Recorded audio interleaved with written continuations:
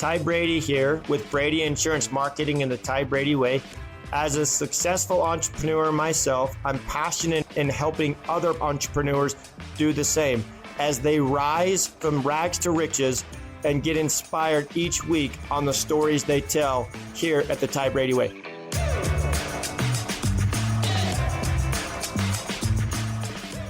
Welcome back to another episode of the Ty Brady Way, and today I have the pleasure of interviewing Neil.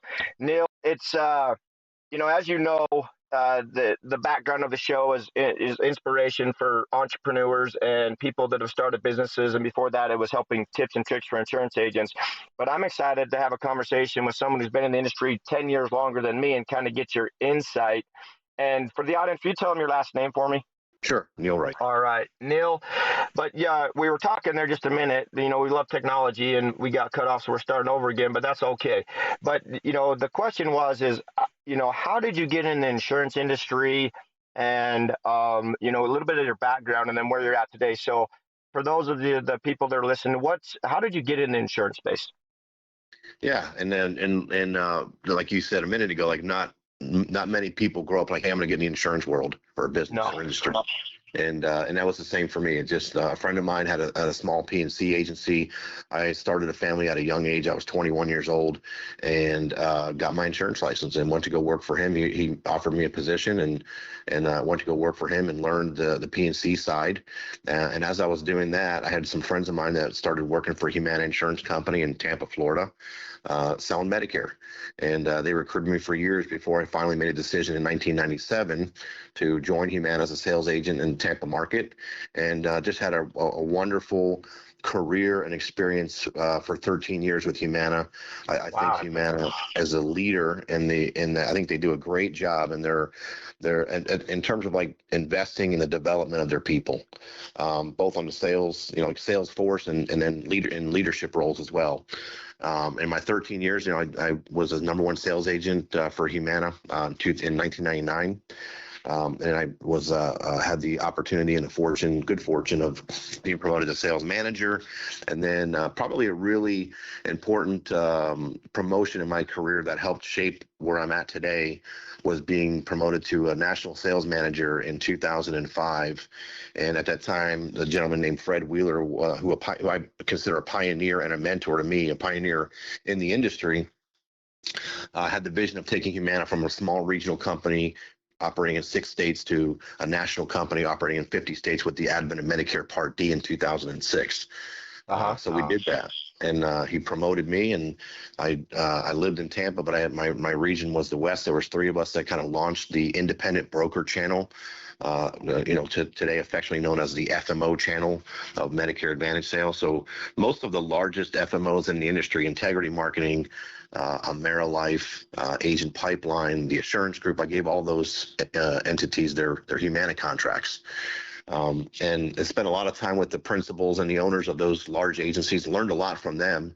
And I did that. I was in that role for Humana for 3 years, transitioned to a state director for a couple years, left Humana in 2010, started a value-based care organization called Physicians Group Alliance. My business partner was a former VP at Humana, and he left 2 years before I did and got into that space, the value-based care space, and we ran into each other and decided to work together. He was in Florida. We opened up the operations in Georgia, and we ran that from 2011 through 2016, and sold that business. Did some consulting work for about a year, mainly with Aetna. In 2016 and part of 17, and then joined Heartland Financial Group in 2018 to spearhead the growth of their Medicare Advantage division. And the year before I got there, they were doing 1,000 sales. When I left in 2023 or 24, really early 24, we were doing over 40,000 sales a year. Wow. So yeah, and then I launched CareConnect last year, and I just watched a lot of agencies have success doing it. I helped a lot of agencies while I was at Heartland to start and grow their business, and decided to take that step. You see that quite a bit where a lot of people have been in, I call it corporate America, and they see the outside broker distribution channel and they're like, you know what, I can do what they're doing. And, you've helped these organizations and helped build their dreams, and then they step out and build something of their own. In fact, I have some sales directors from some companies that are a part of my team that left corporate America. They saw what I was doing, and basically, I'm not special, but I just went to work, and they saw I was able to grow something from the ground up. And a lot like you, I started in the sales, on the streets, basically face-to-face meetings. I started a little bit later in my career. I started in '09, and I was face to face. Direct mail was a lot of way we generated leads. In fact, if we talk for a little while, I bet we know a lot of the same people with Humana, that have Sure. come and gone, or even still there. But we saw the growth of Humana, where they came in, like you said, nationally, and they're like, hey, we're going to have a Medicare Advantage plan in every market. And then given the state of the world and things that change, one thing that you can count on in the insurance space is change. And Change. and somebody told me this, my mentor, said, the products we sell today may not be the products we sell tomorrow, but there will always be a need. And people will spend their last dollar to stay alive one more day. And the thing that we have is, as an FMO, or like the AmeriLifes or Agent Pipeline, is distribution. And we may have to pivot, we may have to shift. And a lot of people are like, well, the sky's falling, but it's really not. It's opportunity, right? And Yeah. it's opportunity to serve the people. And I said the word sales, but I don't even look at it really as sales. We always say we present, because we really don't care what people choose. Whatever product they choose, as long as it works for them. Now, I always ask this question: if you had a crystal ball, what would you want this plan to do? And I listen, and then sometimes I'm like, well, you know what? I can make that crystal ball look somewhat crystal, but you're not going to get everything you want and desire. So this is the best option for you, given what you told me, right? Are doctors in network? Are the prescription drug covered? Are the co-pays reasonable? Those types of things, right? Yes, sir. So you decided to make a leap and start your own organization. So I'd call you're like in the initial baby stage, right? But you've done this before. So in what going from corporate America to say, yeah, I'm going to do this on my own, what does that transition look like for you? Yeah, great question. And as you sit in that corporate seat, and you watch people launch an agency and start an agency and grow an agency and have success, and you sit in your corporate chair in that world, and you're like, man, I can do that. Like, I can do the same thing. And then stepping out and doing it, for me personally, I gain a lot of respect for those that have done it, like yourself. Just it's because it's tougher than you think, right? Mm-hmm. Being a business owner, being an entrepreneur it's not an easy road. And we've done great. I mean, our first year in business, we're close to 6 million in revenue. We were profitable at the end of 2024. We grew payroll. We built infrastructure. We're scaling. So we've taken on some payroll. Sales have kind of slowed down here the last couple months. So, we're not profitable right now, but and that's where you kind of gain that appreciation and respect for business owners, because, it is difficult, because it's, when's the right time to scale? When's the right time to invest? When's the right time to make decisions on pivoting to a new lead vendor or those kind of things? Because those are impactful decisions that you make. And we've had a lot of bumps along the way. When we launched CareConnect, when I launched CareConnect a year ago, I made the decision to do both agents selling over the phone in a virtual setting, and then agents on the field side. And my background is all field. Very little experience or exposure to the virtual sales side or over the phone sales side. So, learned a lot about that. Those are two totally different animals. The field versus the call center. But I read an article in January. It said over 70% of enrollments that happened during AP happened over the phone. I don't know if that's accurate or not. It seems like it's a little high. But the fact is, consumers, those consumers that we serve and we interact with on a daily basis, being 65 and older, they've demonstrated a willingness to do business over the phone. And I think it's important to have both those channels. So I know I'm long-winded answer here, but for me, it's been a little more challenging than I anticipated. I've learned a lot. And I have a lot of resources and people that have done it that I'm fortunate enough to know and been able to kind of lean on them for advice and guidance. And I think that you mentioned a minute ago, a lot of people right now are like, the sky is falling. There's and I see and hear the same thing. There's a lot of change happening in our industry, and you said this also a minute ago. That's the one constant in our business is change. It's always going to change. I think right now, as it relates in the Medicare Advantage landscape, there's probably more change in at one time going on at the same time than I can ever remember in 27 years in the industry. It's just a lot of change.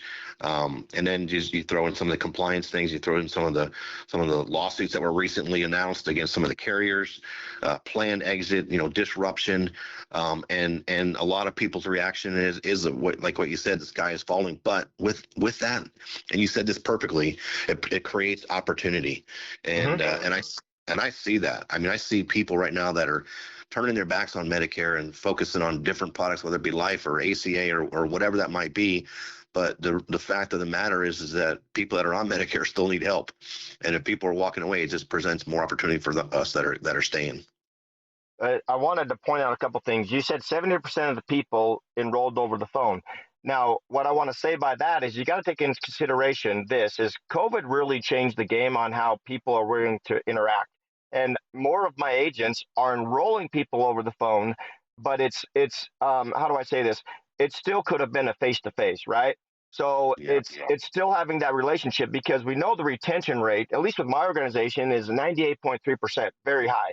And most of my business, the agents did face-to-face. But usually if you do business face-to-face, the next conversation is, hey, we can do this over Zoom or, Skype. Now it's out the window. But people are willing to engage that way. And I would say they have to take the numbers and basically say, okay, which ones were basically call centers where they do 100% of their business, over the phone, and how do they separate that with people that may do a mix?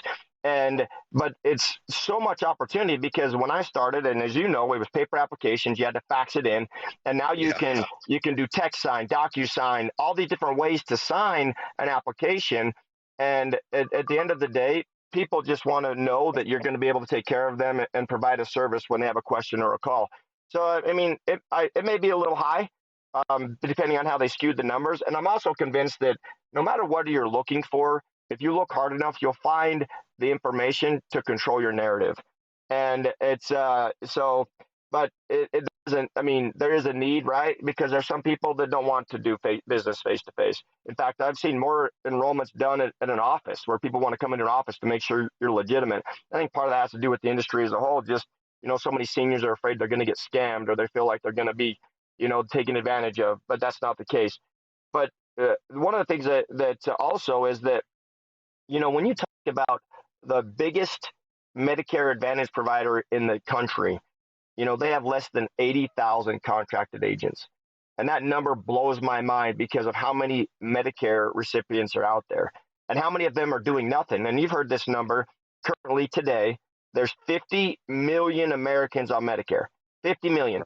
And out of that 50 million, only about 30% of them actually make a choice of some kind.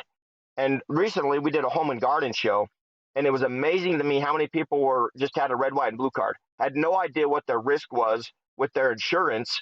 And they just basically thought, oh, I got enrolled, I'm good, right? They didn't go any further or investigate if there was any options. And you sit down with the consumer and you show them what their options are, like, well, how come nobody told me? Well, those options are out there. They've never seen them or heard them before. That's a remarkable statistic. I mean, so home and garden show, and then you uncovered that, and I mean, it's and to your point, I mean, 50 million people on Medicare and 80,000 agents that are contracted. It's not enough, right? And and I think to the point that we the article that I read and the point you kind of came and made with me is seniors are willing to do business over the phone, and I think congratulations to you on your retention, that 98%. That's incredible and remarkable, and that's a great accomplishment. So congratulations on that. And I think that as it relates to like business over the phone, I mean, that's like the secret or the thing that needs to be determined, figured out. Like, how do you improve retention rates for over the phone sales? Because, and again, we're doing both. We're doing in the field and we're doing over the phone, and over the phone, our retention is in the 50% range. It's not even 60%. Yeah. But in the field, we're not at 98, but we're at like 88, 89. which I feel is good, and I feel good about. But yeah, and I think that part of the problem, I think, with the over the phone is that the people that do business over the phone, those sales that happen over the phone, those consumers have a tendency to answer the phone, and they'll answer tomorrow when someone else calls, and they'll move them to a different plan. And it's just it's unfortunate that happens. And I you sit and you for years you spend working on the field side, and you look at the call center world and what they how those sales are accomplished. And it's like it kind of gives you a bad taste, and then you jump into it and you're doing it, and you realize it's like that's part of the problem or the issue is that the folks that answer the phone, they're getting called from so many different people daily, and they might do 3 or 4 or 5 or 6 enrollments during the AEP, and we all know how that works. It's like the last app in is the one that's counted, right? So you might enroll someone on October 15th or October 20th, and then they talk to someone else in November and someone else in November, and then finally they finally talk to someone again in December, and that's that last app in. So they might enroll several different times. And I think that for me, like that's a significant focus that we're putting in place right now. Is like, how do we do better with that retention on the field side? I'm sorry, on the call center side, to be, even if we get it to like 75%, I think that would be a win. A couple of things that just across the board, whether it's field sales or remote, is that we typically have 5 touch points. So, and I encourage, and we have drip campaigns in our CRM tool. Basically, we send them, thank you for buying type deal. And I think you said this, is that people that have a tendency to buy over the phone continue to buy over the phone. And I've seen research that supports that. But the whole idea is if you sell them on the phone, you want them to call you before they talk to somebody else, because somebody's always going to tell them there's some shiny object out there, or get them sold on one line of my benefit on the plan, but not take into consideration all their doctors, their network, and then mess them up.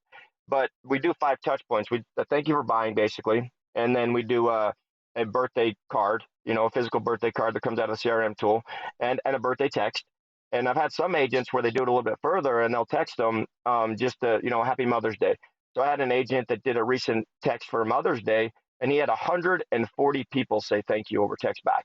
And they basically say something like, hey, I didn't know, St. Patrick's Day, whatever holiday is, it's that touch point. Because the whole idea is people forget who you are, unfortunately. And unless you're always talking where your feet are and they're inundated with so much information, you just want them to call you because you can take care of their problem or get them to the plan that they want to be on, and they still have that relationship. And the carriers ask me this, they're like, Ty, how do you get it to a 98.3% retention rate? And I'm like, 5 touch points. And they're amazed because it's, off the charts, right? You've been in corporate sales. Those charts are, ridiculous if you can keep that retention rate. And and to your point, 50% stick ratio with remote sales, that's average. So if you can raise that bar even to 51, 52, you're winning. But we do the thank you for buying. We do a birthday card. We do an annual notice of change. Hey, there's going to be a lot of noise. If you'd like to talk about your plan options, give us a call. Basically a quarterly newsletter that has recipes and just little touch points, right? Of course, we have to get the permission to contact, permission to text, all those things, which we do, but it's not like we're inundating with a bunch of information. You know that a text is open in less than 3 to 5 seconds. We know that emails open to less than 20% rate if they even open it at all. But the idea is you're solidifying those clients as a long-term relationship. And there's a lot of agents, they're like, why don't my clients call me? I'm like, that's a mistake. You think about the renewals, right? And whatever you get paid per head per that member, that could last for 13.4 years, the national average that somebody stays on a plan. So why wouldn't I want to take that call? Do I want to go out and write another 100 applications or just keep the 100 clients I have? So we put a lot of emphasis on that conversation of, retention. How do we keep them on the books? What do we need to say? How do we engage? And typically when a member calls, I have 850 policyholders myself. I haven't sold in probably 6 years. I help agents sell, but like put a policy in my name. And 850 is a lot. But the idea is that I want to make sure that I'm fresh and just make sure the agents are as well with what's going on in the field. But when a consumer calls, they have a question and they're like, well, do I have to pay this copay? I'm like, yeah, that's what we talked about. Because I don't remember everything that you told them and the highlighted benefits and every line item. And they're like, well, I have to pay a $30 call for my specialist. I'm like, yeah, you do. So those are, and sometimes they just want reassurance. Sometimes I get a call like, "Do I have to pay this $5,000 bill?" I'm like, "No, stop, something's wrong." Come to find out, they didn't bill the insurance. So those are things that people want help navigating, and just getting those calls answered. And for any of my team, I said, "Listen, if it's not an emergency, it's a simple text. Do you need this answered today? If they don't, call them tomorrow." Because I typically like to, work 9 to 5. Sometimes I'll take a call after 5 because it's an emergency, right? Like you, I'm sure you do. But the idea is just knowing that that client needs help. And sometimes it's just reassurance. What do I do? I don't know what I'm supposed to do. And I'm like, "Oh, just make sure you give them an insurance card. We'll work out anything on the back end if we have to," right? So Absolutely. but that's interesting. You've got both. So you start this agency. What, I mean, you've had some success. You're working on, continuing to grow. As you've been going through these steps as an entrepreneur, you're out of corporate sales. What would you say one of your biggest challenges has been so far? Yeah, another great question, and I think that the biggest challenge is right now. It's in front of us right now. We're in May, and the fact that we're doing both field and virtual, over the phone sales. So our over the phone sales team, we're contracted in 24 states. And in some of those states right now, there's no DSNP, but there's like really limited SEP opportunities. There's no 5-star plan. There's no fully integrated DSNP plan. So it's limited to like turning 65 or some SEP if maybe they're losing group coverage or CSNP. If there's a CSNP, there's some of those states they do have CSNP. So I think the biggest challenge is really right now. It's building. I mean, everyone is trying to do T65, right? I mean, that's like the most valuable prospect for all of us. We talk about that internally in terms of like putting those campaigns together and the whys. And it's like, well, we sell both Medicare Advantage and Med Sup. They're turning 65. They need one, so we can provide that solution. And then a lot of times where there's an opportunity to cross sell another product, right? Whether it be a final expense, a cancer policy, whatever it might be. So everyone's marketing to them, and it's like figuring out that for me, like figuring out that opportunity to continue to keep our virtual sales team consistently busy with volume is a challenge right now, and it's directly related to just the DSNP and the HIDE-FIDE changes with that, and limiting the SEPs that are available to consumers, which is really. It's not a terrible thing, because we're gonna figure out the T65 market. We're gonna figure out a better way to market to them and to drive get better results in terms of opportunities versus spend and ROI on the spend that we have for the way that we're marketing to them. Because I think that the challenge of not having the volume that we really need to keep them busy all day long, like we have during AEP, is great to figure out, because once we do, the quality of the consumer and the business that we're going to write is going to be more sticky, if that makes sense. Because moving away from the people that are on DSNP, I think those are the ones that we talked about this earlier. Like that's where the retention kind of hits that 50%, because those folks have demonstrated that interest in answering the phone, or willingness to answer the phone, and then maybe change plans every month. But those people that turn 65, the data shows that when people turn 65, if they choose a Medicare Advantage plan, they're staying on the plan for over 4 years. Yeah, they're not making a change, or at least they're staying with the same company. They might go from an HMO to a PPO, but they're loyal and they're staying. And so that's the challenge, I think, is really figuring out. And I think that whatever lead vendor figures out an appropriate manner or the right ROI for guys like us that spend money on lead generation for the CSNP clientele and T65, I think those lead vendors will do really a lot of success. I spend a lot of my time recruiting and training and coaching. One of my primary objectives as well is leads, because that's a question everyone asks, where do we get leads? And so for me, I've had, it used to be I could get a 3% return on direct mail. Now it's less than like 1.2% on direct mail. Direct mail still works.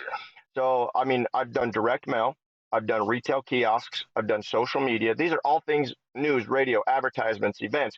I mean, I've done all of those. And when I sit down with a new agent that wants to come on the team, I'm like, you need to have 3 marketing strategies. And because you're not going to be able to, you could, it's just going to cost a lot of money. You could strictly rely on one lead source, but if you diversify, then you have them coming from all different places. Relationship with a primary care doctor, being able to sit in their lobby and engage those consumers, or maybe a dental office. But the game has definitely changed, and it's always changing. Like you said, it's like, how do you, that vendor that finds out that formula where the ROI versus the lead cost, right?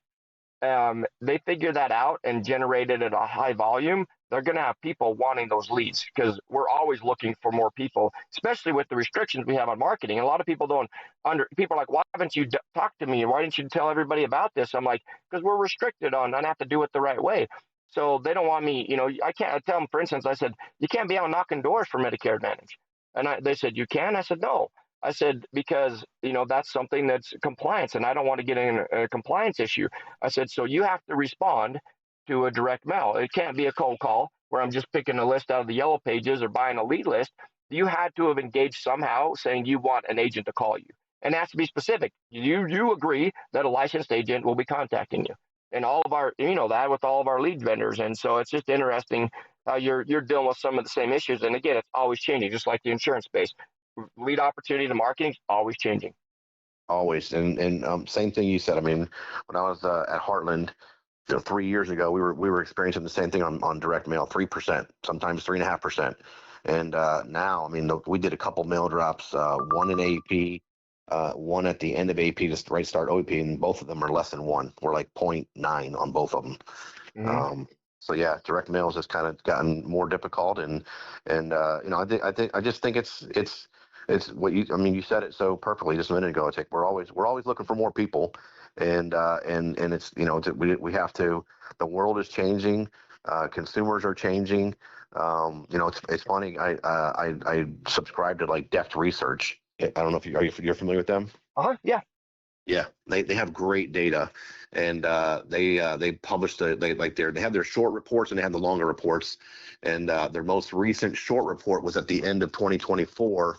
And it was about the turning 65 demographic, and the 2 most important benefits to that demographic is vision and dental. Those were the 2 most, and it makes sense when you think about it, because we, as doing what we do as sales agents and leaders, we think about food cards and transportation and over-the-counter benefit, and those are kind of hot benefits that consumers like a lot, but those are really more for people that are already on a Medicare Advantage plan.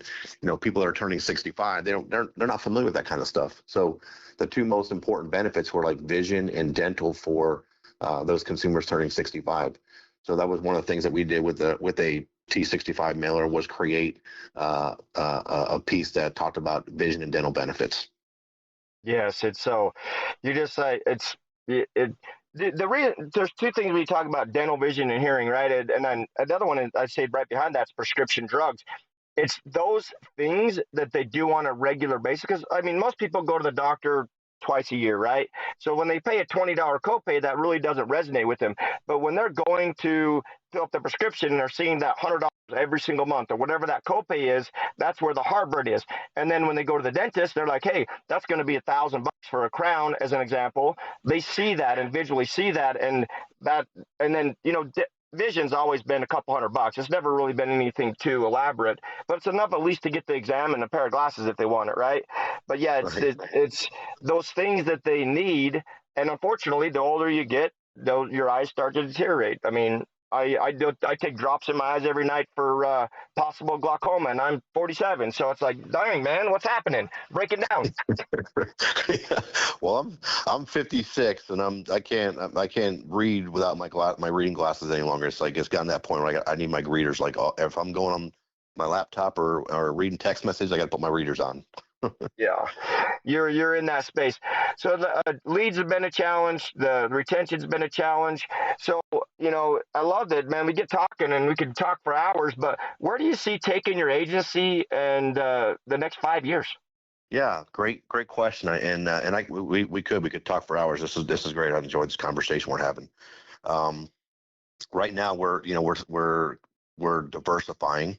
I had a conversation with someone just a couple days ago about being diverse and what you do in the agency, and I think it's I think as I mentioned earlier, you sit in that corporate chair and you watch people start an agency and have success, and I've seen many people start a Medicare Advantage agency, and they do Medicare, call it a Medicare agency, and they're doing Med Sup and Med Advantage and Part D, Mm-hmm. and that's, I think for years that's been enough. I think it's not enough right now. I think that you made mention and made the point of 50 plus million people on Medicare, 80,000 contracted agents. There's not enough, but I still feel like the Medicare consumer or prospect is really, they are getting marketed by everyone every day. They're getting the mail. There's commercials. There's calls. I mean, it's like an ongoing, nonstop thing. And I think that if you're not diverse right now, if you don't diversify right now, you're most likely going to be left behind. I think that the days of just doing that one product, being able to just focus on Medicare and having success, it's not that they're over, but I think it just makes sense to build out the other verticals. Like we're doing IULs, we're doing full ancillary. So our ancillary is consistent or made up of hospital indemnity, cancer, standalone short-term disability, stay-at-home or home health, standalone home health product. So we have all of that, and we're doing a little bit of final expense, but we're doing more IUL, and that IUL it's actually a whole different consumer for us. I mean, it's not seniors, it's not even like 50s, it's like 40s. IUL is really a 40, and we're trying to find a lot of the 40-year-olds, the 40-year-olds that are small business owners. I think in IULs it makes a whole lot of sense. It's a great product for that individual, those individuals. So obviously it's going to be, the background is Medicare Advantage. We're going to continue to focus on that and scale to take advantage of that or grow sales in the Medicare Advantage vertical, but also building out those other verticals that we can cross sell, which as we've been talking about, is in ways to improve retention percentages. The data shows that as well, right? The more products that you sell one consumer, the more likely they're going to stay with you and be a client. So building out those additional verticals and products. And the other thing that I'm focused on for the agency, for all of our agents, all of our partners, I mentioned my background before, and I had a 6-year stint where I was a managing partner of a value-based care organization. We get aligned with value-based care. I think that, and I mentioned this to you earlier too, before we got on the recording, but my company was called CareConnect Advisors, and I had that name for over a year. And then the state of Florida, where I'm domiciled at, came back and said I had to change the name and take advisors out of there. So now it's CareConnect Agency, but I named it CareConnect Advisors initially because I want to be perceived in the market as advisors, not salespeople, but we're here to advise our consumers, and give them that guidance and insight. And I think that part of that advisor role is to make sure that when we're talking to seniors, make sure that we're educating them about what value-based care is, because value-based care, the clinics and the organizations that engage in value-based care, they help seniors manage chronic diseases. And over 65% of people that have Medicare have at least 2 chronic diseases. So they are experts at managing seniors with chronic diseases, improving the quality of life. So we get aligned with value-based care organizations. So I think it's the right thing to do. And then I think it also helps. It would help us. It's going to help us long term with that retention. Value-based care has really changed in the last, say, 3 to 5 years. And I tell consumers all the time, and people I engage with, is like, listen, my dad had to go to the doctor because he was sick, right? Not because it was a checkup. And insurance is changing where they want you to engage with their doctor. They want you to have a relationship with the doctor. They want you to be able to have a conversation with the doctor. All of those things so that it improves your quality of life. That's it. Yes. And then I'm like, so yeah, it's annoying that your doctor's texting you saying, hey, you haven't done your physical this year or your wellness checkup. But guess what? They want to catch cancer at stage 1, not stage 5. right? And I've got plenty of examples where people have been engaging with their doctor and they've caught things where they're actually live a higher quality of life. I don't think anybody wants to sit there and be like, well, this is my days are numbered. I want to sit on the couch all day. No, they want to get out and be active. They want to do things. And there are ways to improve that quality. Absolutely, that's well said, man. And obviously you have an affinity for it, well, for value-based care as well, because everything you said there is spot on. And that's, again, that's the reason that we engage with it, and we advocate for it, and we educate, and it has changed a lot. And you know, I go back to like the early 2000s, where I think the genesis of value-based care was really like a contractual relationship in Florida between Humana and provider groups, where they shared the risk of managing patients. And that's just evolved over time. And now today, you know, CMS labels it or calls it value-based care. And I just feel like it's the right approach, you know. And to your point, like a lot of not even seniors, just a lot of people are like, well, I don't want my doctor bugging me to come in. And it's like, but the benefit of that is, as you said, catching diseases or illnesses early and treating those before they become serious and they become life-threatening. Yes. Love it. Well, Neil, any last thoughts you'd like to leave with the audience? And of course, you'll be tagged on social media and all those things so people will be able to find you or connect with you.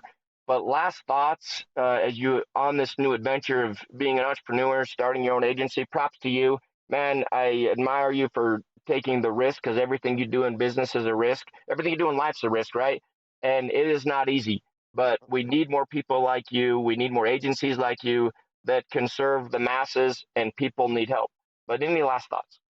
Yeah, well, first, let me just say thanks again for having me, Ty. This has been great. I really enjoyed the conversation, and yeah. But last thoughts, obviously, I'd love for your listeners, anyone that's out there that's interested in coming to work with CareConnect, or learning more about what we do and our value proposition.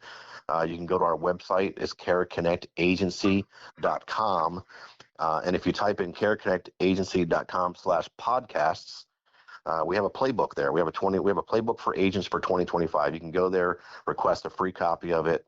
Obviously, there's a form to fill out. So, you know, we're going to want to connect with you. We want to send you the playbook, but then even just connect with you, because the approach that I've taken here at CareConnect is in recruiting agents is, you know, my first couple questions are like, what are your goals? What do you want to accomplish in the next 1 year, 3 year, 5 years? Where do you see yourself in that same time frame? And let's work on a strategy and a plan to help you accomplish your goals, rather than just saying, well, here's what we do for agents, you know, and just making it a cookie cutter kind of a thing. Like, here's what we always offer. Here's what we always do. You know, I like to hear from agents or even agencies, you know, what are their goals? Like, what do they want to do? And is there a way for us to get aligned, and for me to provide you some value, or for you to provide us some value? Where, you know, I'm good aligning either way, whatever way makes sense. So yeah, just go to our website, careconnectagency.com/podcast. You can click on the button there to request our playbook for 2025 to help you grow your business. You know, I know this question is going to be asked of me, and it cracks me up. You're like, why would you have him on the show? And I'm going to tell all the listeners this. My mentor said long ago, I'm not for everybody. Number one, I know I'm not for everybody. Ty Brady's agency is not for everybody, right?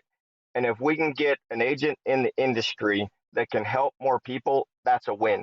And there's probably people in your organization or that don't come on board with you because it's not a good fit. So Right. you've got to make sure it's a good fit. And my mentor also said this is like he would have, you know, the people like the agent pipeline and the Mayor Life come to the office, and he's like, Ty, tell them everything. He's like, you know what? If they can help more people, that's a win, because that's the truth. We said the numbers. There's not enough people being helped, and it's all about helping people. There's very few times in your life where you can serve and make this kind of money and connect. And if you know anybody's listening that wants an opportunity or shot in this industry, like myself and Neil, someone told me about the opportunity. I jumped in. I was with an agency for a year. It wasn't a good fit. And then I found where I'm at now, and I've loved it ever since. And there's always things I can learn. There's things I've learned from Neil today. And let's just keep growing this and helping each other grow and help more people that are the aging population. Yes, sir, man. That was said very, very well. And I love your perspective, because I agree. I mean, and you said it, you know, perfectly. It's like, CareConnect's not for everybody. Your agency's not for everybody. Integrity's not for everybody. I mean, it's just what fits your personal needs and your interests, and then aligning with the right people. One of the things that we do and I did this when I was at Heartland. Every Monday, we had a collaboration call, and I had agency owners from different parts of the country. I had a 9 o'clock call, I had a 10 o'clock call, I had an 11 o'clock call, I had a 2 o'clock call, I had a 3 o'clock call every Monday, and for different time zones, and invited agency owners from different parts of the country, different states, some in Florida, some in Georgia, some in Illinois, some in North Carolina, and just talk about what's happening in their market. And we would spend an hour just collaborating, talking, brainstorming. And to your point, share the things that are working for you, because there's 50 plus million people on Medicare that need help. And if we can improve by collaborating together, everybody wins. That's right. I mean, and by 2032, I hear the number's supposed to be 80 million. So that number's that numbers can continue to increase, and it's an underserved industry, and the people need your help. They want your help. Yes, sir. It's been a pleasure.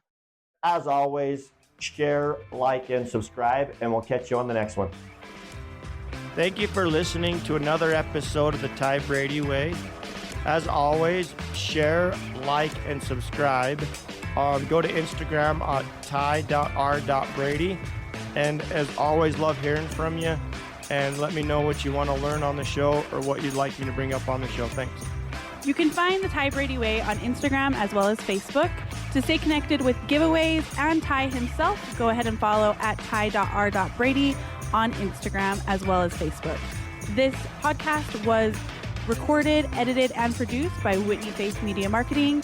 The theme music is an excerpt from Hot Chicken of the Woods by Isaac Joel.